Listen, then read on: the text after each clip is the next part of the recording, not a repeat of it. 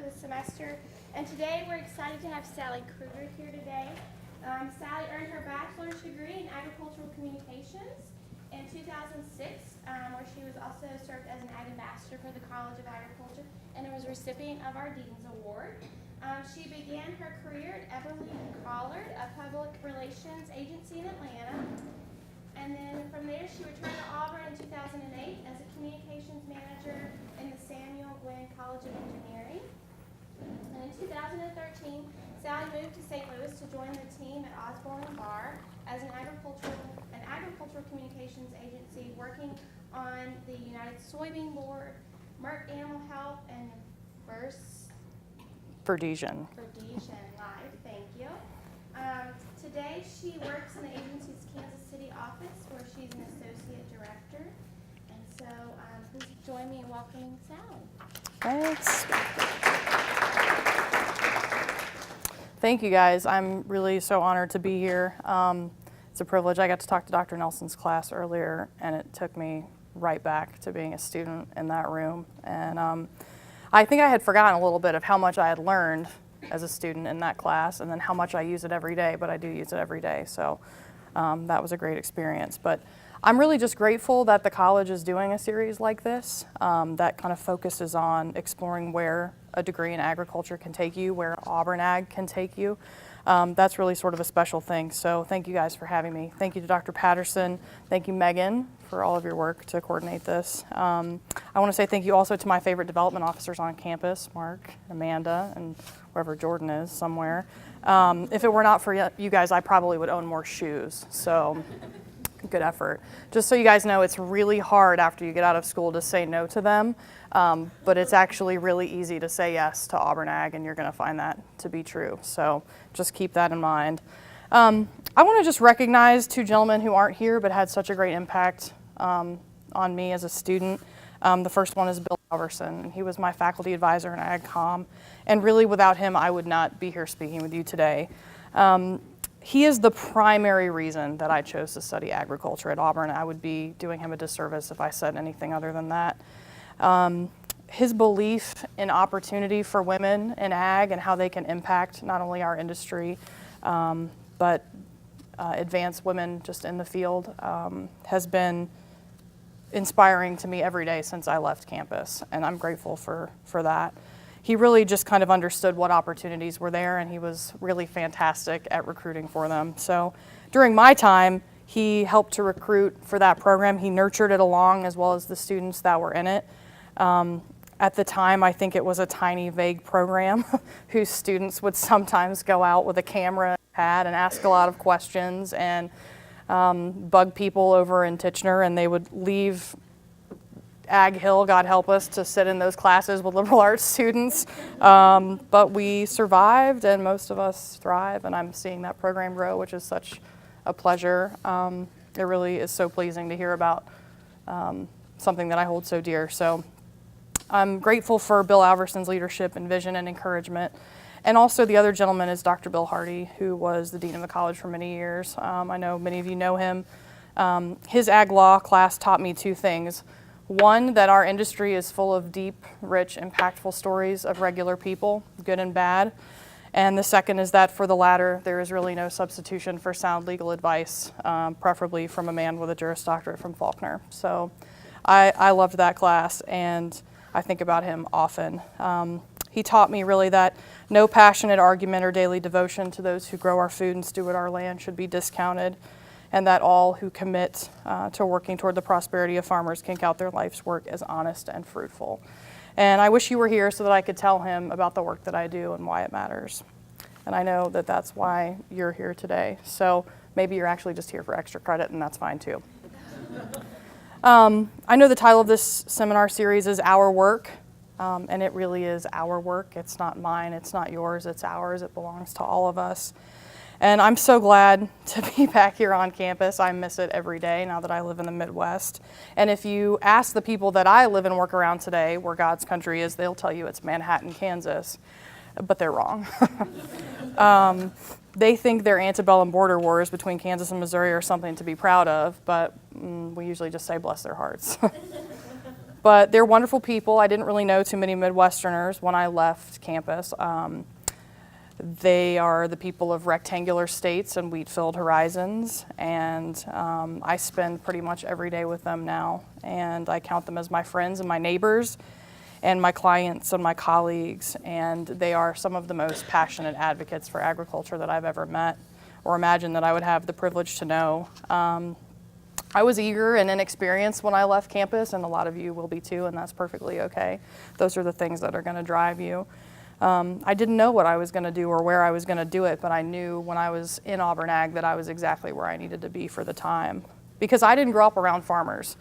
My father wasn't a farmer, neither was his father. I'm 4 generations off the farm, which for most people means that they've never driven a tractor or operated a combine or night-checked pregnant heifers or smelled like manure and not gotten upset about it. I was one of them, honestly, except for the manure part, because I grew up with horses on both sides of my family, and that was really how I got into ag. I knew I was destined for ag really by way of horses. That was really the only thing that got me curious about agriculture beyond the barn and really more into the farm. I have a cousin who's a cutting horse trainer, and so when he goes out to eat, he wears his spurs into the Ryan Steakhouse, like he's going to tame the place, like it's one of his cow ponies. If he wore a hat, he'd probably take it off, but he didn't. And he was probably one of the most proud and most humble people that I know. During a time when most of my friends were worshiping boy bands, he was my hero. My hero was a cowboy. And I was always fascinated not only by the things he did every day, but the stories that he would tell and just how dedicated he was to what he was doing. And my parents were non-horsey people. They were the ones in the family that didn't get involved in horses. But they weren't really surprised by my interest. And so when they put me on one of those springy horse toys that was super dangerous and I never should have been on in the first place, I never really got off of it until I could get to the real thing. So when I got to Auburn, I joined the equestrian team. I believe they're still the winningest team at Auburn, winningest sport. So no disrespect to any other, but that's a pretty proud moment. So when we became a varsity sport my freshman year, I got to trade in the springy horse for real ones, which was pretty cool. But I was pretty disappointed to learn that I could not actually get my degree in the equestrian team. But that's when I met Bill Alverson. So he told me and tried to recruit me first for a few other majors. First, he tried equine science, which for obvious reasons was a good idea, but I told him I'd rather be riding them than studying them. And then he talked about opportunities in fisheries, but I thought I'd rather be catching them than reading about them. So then he asked me if I liked to write in a way that really only Bill Alverson could ask you a question that he already knows the answer to. And I told him, of course I do, I'm from Georgia. So he said, if I didn't think I wouldn't like reading about them or studying about them, then maybe I would like writing about them. But he knew that I already liked talking about them, so that was probably an obvious answer. So after that, I got immediately dunked in the deep end at the college. I started exploring ag comm and just fell in love with the people, fell in love with my classmates, with the faculty, with the administration. And I think like a lot of you, I was able to form just an immediate connection with community and family. It was home away from home. And I really also found that in Ag Ambassadors. Probably for a time, at that point in time, I was the city kid. During my Ag Ambassador interview, actually, Dr. Jeff Sibley asked me how it was that I came to study agriculture at Auburn when there was a perfectly good ag school 90 miles down the road from Atlanta the other direction. But I told him that I've never really cared much for overweight drooling dogs with droopy eyes. So I still don't. And then later on a trip to the Sunbelt Ag Expo, Dr. David Weaver told me that I talk like a Yankee. And I'm pretty sure it's because he had heard enough of me talking for the day. But I'd be lying if I said I wasn't pretty offended by that at first, being an 8th generation Georgian. But then I realized later that anybody who would tell you to your face that you talk funny must value honesty and transparency and liked you enough to treat you like family. And I think that's pretty true. And it was good enough for me at the time. And I think the point of that is that these were the real honest people in Auburn Ag that taught me how to talk to farmers and taught me how to talk to people in this industry. And without that, I wouldn't be where I am today. I got to talk to more and more people as an Ag Ambassador, more and more farmers, more students in Ag, more graduates, more professionals, more and more people who help farmers grow their crops and sell their grain and raise their livestock or buy that new tractor that they've been holding out for. And I just got hooked on talking to people in this industry. It's what they told me and how I wanted to share it. And it was a perfect fit for me in AgCom, and it's been a perfect fit for me ever since. I just had to tell their stories. I wanted to tell them. I didn't know at the time. What I know now is that there are a lot of good, honest people out there that are getting our stories wrong. They're talking about ag in a way that just tells you that they misunderstand science. They're misinterpreting the function and the purpose and the passion of an entire global industry. And I have the privilege and the pleasure every day of trying to correct that. Even though the people who are saying those things about our industry, they don't know a farmer, they don't relate to one, they don't know really how to respect one. And I didn't either at the time, but I do now.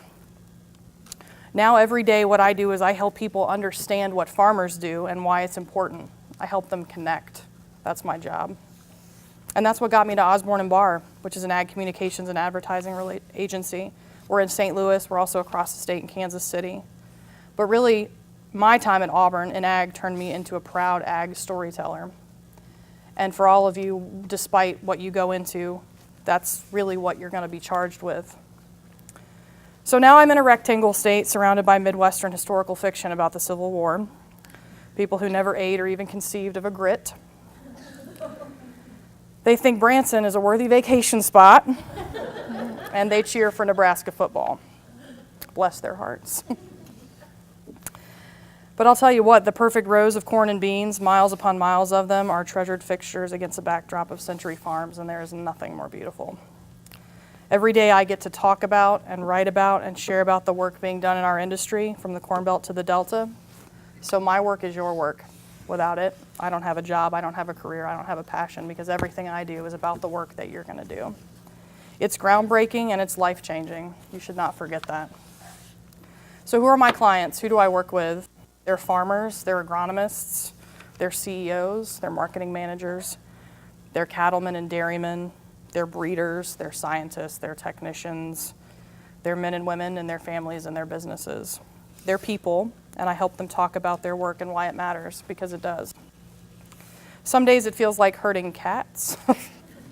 I think anytime you work with more than one person, your work will feel like herding cats or maybe snakes, hopefully the non-poisonous kind.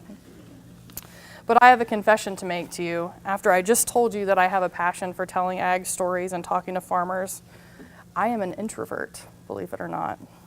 Despite the fact that I spend most of my day leading and directing other people, facilitating dialogue, getting my clients to communicate more, sometimes less, mostly more, I'm an introvert. I love my work and it exhausts me. For example, I hate networking. Boy, do I hate networking. The same way we hate Bama, I hate networking. The thought of small talk with strangers about things that don't matter, I would rather have lunch with Nick Saban's grandmother. It takes a lot out of me just dealing with people every day, but I love my work and I love the people I work with more than I love being quiet. More than I love staying at home when there's a NAMA chapter meeting with a networking hour before the speaker. More than I love closing my door for privacy to think and write, I love teamwork and collaboration and consensus. So ideal. I go have a beer and I talk to people who like to talk to farmers. I power through the small talk to get through the conversations that matter, and I have never once regretted it. There's a wonderful book by Susan Cain. It's called Quiet, The Introvert's Guide to Leadership Presence. I would suggest that you all read it. It's really about leadership presence and how it impacts your work and your team, whether you're an introvert or an extrovert. Because I've never worked a single day in this industry in isolation, not a single one. You're not going to either. And it's essential to your career success, in my opinion, that you are able to work well among diverse teams. I want to emphasize that, diverse teams. We all, whether or not we come from a background in ag, I think farming can be perceived as a lonely enterprise, but it isn't. The farming community is a powerful force locally, regionally, nationally, and globally. This is a global industry. No farm enterprise was ever built on the back of one person. It takes a village, it takes a team, and the team you work on, whichever one it is, however it's structured and made up, can be a powerful force also. If you're willing to invest in it and care for it more than you care about the outcome of your own work, if you care about the outcome of your teamwork. You have to cultivate your village. You don't need a particular title in order to do that. Don't think that you have to be a senior person or have years of experience to cultivate your team. You have to work with a variety of teams and be sensitive to the dynamic of your team. You don't need a team of strong people to have a strong team dynamic. The balance of introverts and extroverts, loud, quiet people, strong, passive, experienced, inexperienced, old, young, farm background, urban upbringing, all of these people have something to bring to the table. When I was on the equestrian team at Auburn, Coach Williams taught me one of the greatest lessons that I've learned in teamwork, and it's about sacrifice. Less self, more team, less me, more we, and that dynamic and chemistry among a team makes it more powerful and impactful than the sum of its parts. So whether or not you grew up on a farm or you just want to make farming better for the next generation, if you're fascinated in soil science and how it works, how crops grow, if you're interested in the fluctuations of commodities markets, if you want to know how we can impact food availability, or if you just want to keep food animals healthier longer, wherever you come from, whatever you do, wherever your passion lives, we're all here because of people. This is a people industry primarily. It's not about the crops, it's not about the grain, it's not about the animals, it's about people. This is, I think, the ultimate people profession, and I really hope that's not a surprise to any of you. I feel like if you're here today, you know that. Regardless of what you're going to do now and between now and graduation, and for some of you, the next phase of your career, whatever it might look like, working in ag means you have to be passionate about people. We get really hyper-focused on soil and water and air, but it's mostly about the dynamic of soil and water and air and animals and people. The magic of our industry happens when you put those things together. So we wait and we watch and we hope and we dream and we plan and we pray that we will reap exactly what we sowed, and sometimes we do. So if I could offer you one thing, what I would say is it's very easy to be an advocate for agriculture inside the walls of Comer. It only gets harder to advocate for the things that you care about. I hope agriculture is key among them.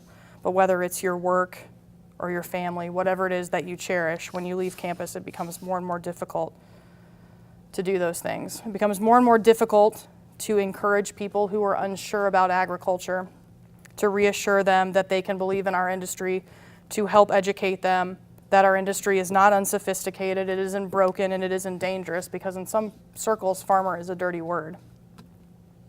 So my question for you, my challenge for you, my charge to you is, can you be an advocate for farmers?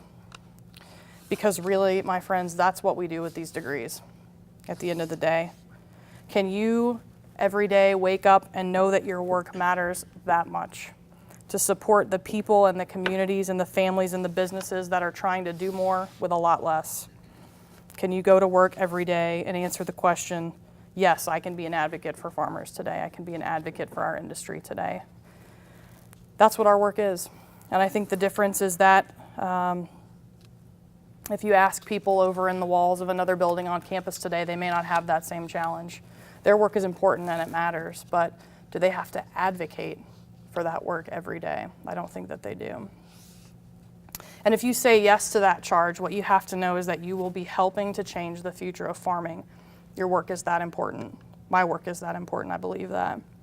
So whether it's teaching students or pursuing a specific career in ag or just supporting other people in our industry, whatever you do when you leave here, whatever you grow, whatever you cultivate is going to require nurturing. So give it the nurturing that it needs. Give yourself the nurturing that you need to grow.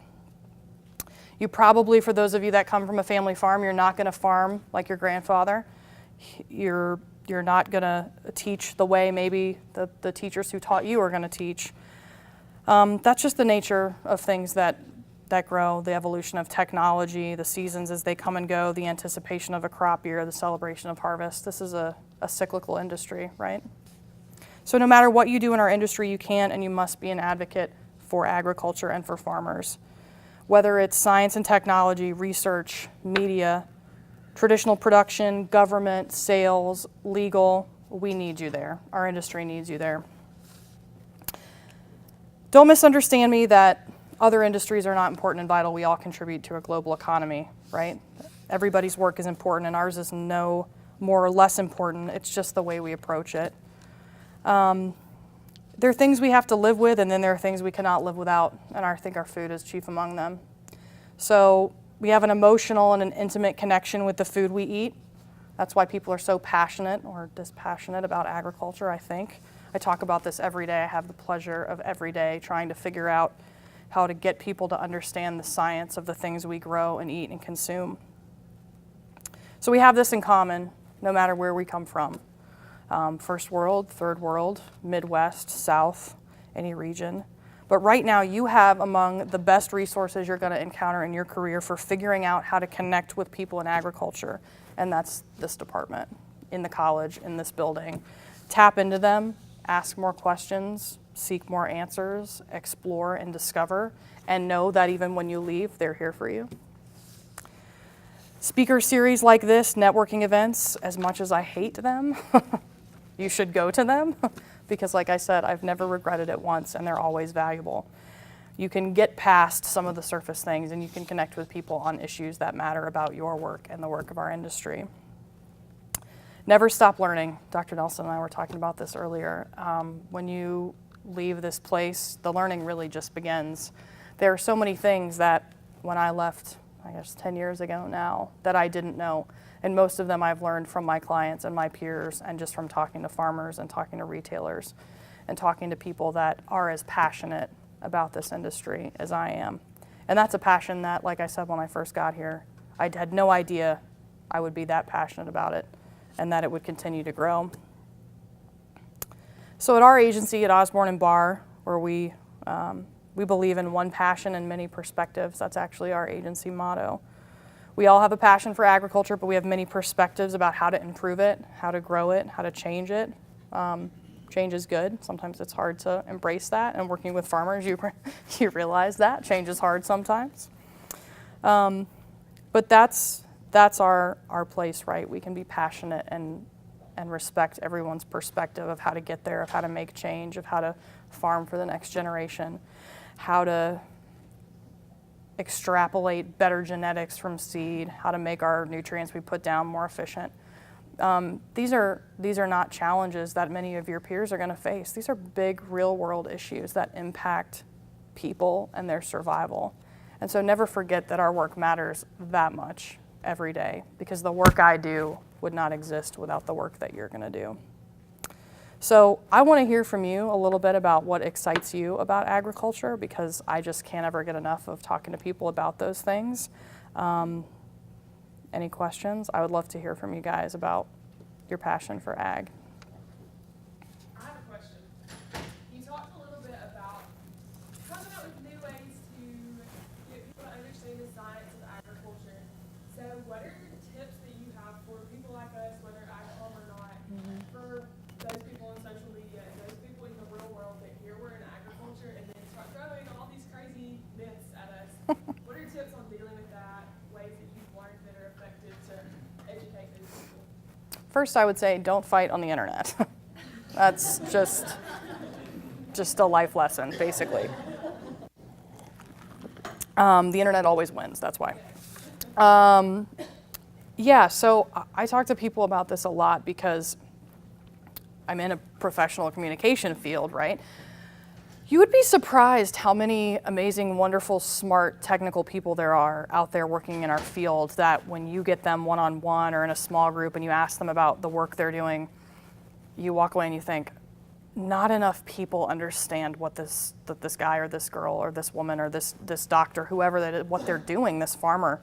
And I would say the best thing you can do, regardless of your field, is have a 30-second elevator speech about why you do the work that you do.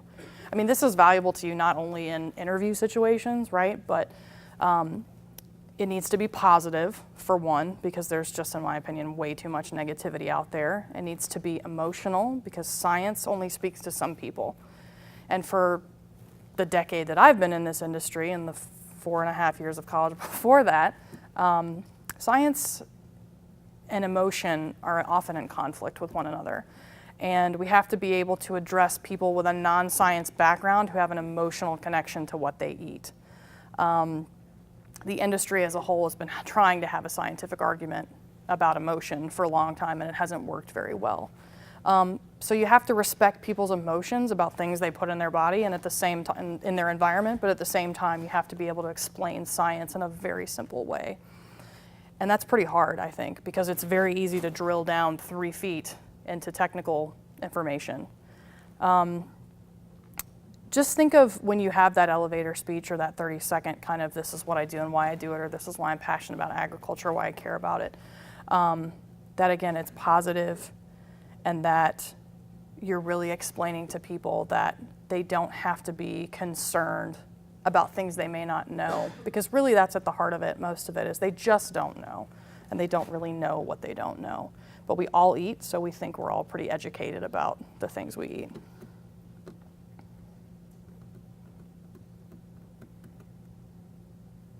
Anything else?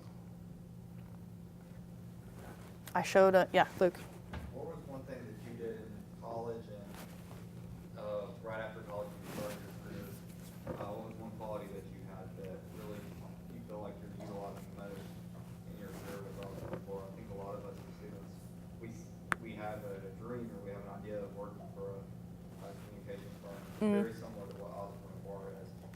So what was one quality that you had that you felt like that you're using constantly that got you to where you are today? It's easy to say just that passion for our industry, but you know, I think you get out into the working world and you start dealing with a lot of processes and people and dynamics and politics and things that you don't really encounter on campus, not to the degree that you'll encounter them in your career. And it's really easy to forget when you're just, like I said, just dealing with people that really at the end of the day, there aren't a lot of people, I've never met any really that I can think of in ag that think, I just come and I do this and I don't know, I don't really care about it that much and I go home and it's just a job. We spend a lot of time at work. You're going to spend a lot of time focused on your career in some capacity or another, trying to advance your career. And when you wake up every day and you know that you're doing something that matters, and that from the single acre that somebody farms up to the global markets, the impact of that work. I didn't realize that when I left, but once I did, it changed my whole perspective about the work that I do, and other people that do it like me, because it's such a complex industry, and it's so personal to so many, really to everybody. Again, we all eat, right? But at the same time, if you have that passion for the work that you're doing, you can be in a job that you may not love, but you know you can be in an industry that you do. So just take kind of one step at a time, right? Nobody that I can think of jumps right into their dream job. You know, that's something that you build, you get to over time. It's kind of like building a house, you know. Every little brick in the foundation, every wall that's up, without one of those pieces, the whole thing would crumble.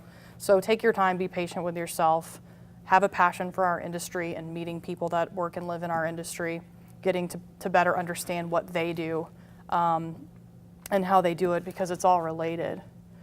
I don't think I had that right when I left, but I think within my first few years of working, I realized how much I didn't know about agriculture, and I wanted to know all of it.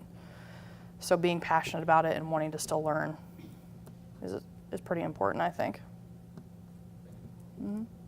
Good question. Yes, ma'am. Out of all the projects that you worked on, what's been the one that you're most proud of and why? I have so many. I showed Dr. Nelson's class. I can pull it up for you if you really want to see it. A TV commercial that I worked on. Well, 2 TV commercials I worked on. I showed one of them.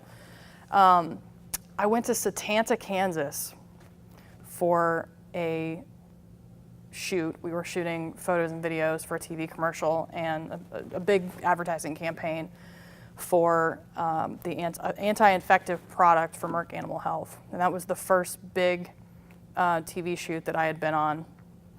And I was there to talk with the client who was there, and he's a marketing manager for that division, and I looked around and there were just, 12 of us on site there, and I thought, every single one of these people is essential to making this happen. And it's something that seemed may not that important. It's a TV commercial, right? But we're getting that story out there. We're positioning those products in a certain way. It's just kind of the nuances of communication. And it was like 110 degrees and 20-mile-per-hour winds, and I felt like I was going to die.